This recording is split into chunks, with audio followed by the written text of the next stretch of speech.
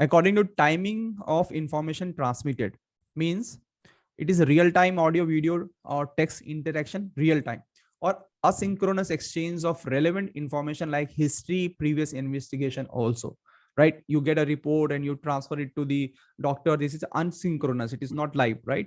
So that is also covered in this guideline.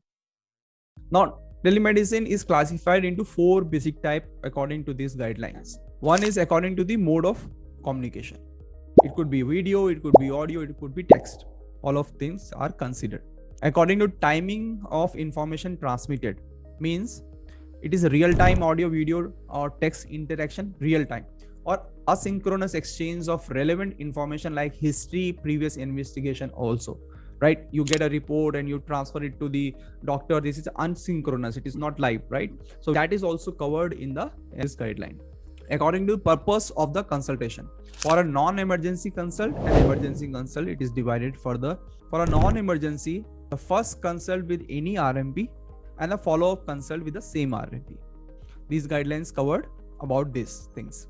Then in case of emergency, in case alternative care is not present. So first situation is, if emergency is there, the first thing you have to make sure that the alternative physical help is not present.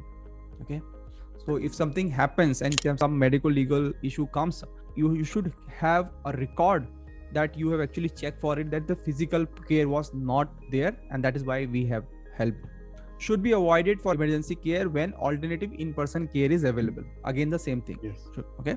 There is a right that you can say no to any person. Okay. The RMP or any other RMPs or healthcare provider or any patient also.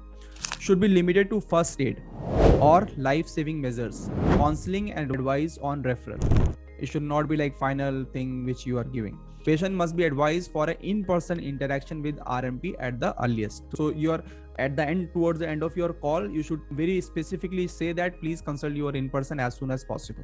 As the practice is not changing, so the medical legal laws are also not changing. The laws which will be applicable right now in a physical counseling or physical thing is also applicable here.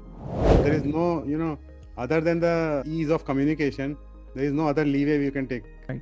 But these are some, for emergency, these are guidelines like within the purview of all those things. So to make yourself safe, you should have last word. You should be like advising for an in-person consultation, and you should be sure that there is no alternative in-person care is available. Yeah. Then according to the individual involved. So there are again 4 subcategories. It could be patient to RMP, caregiver to RMP, RMP to RMP, or health worker to RMP, nurse, allied health professional, mid-level health, A&M, any other healthcare as appropriated by authority. So it could be through them as well.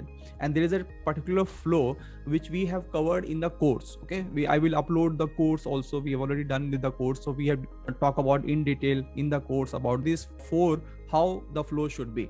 Okay, and the follow-up consultation, how the flow should be. So we are not taking it right now because it will take time, but there are 4 things: patient to RMP, caregiver to RMP, RMP to RMP, and healthcare to RMP.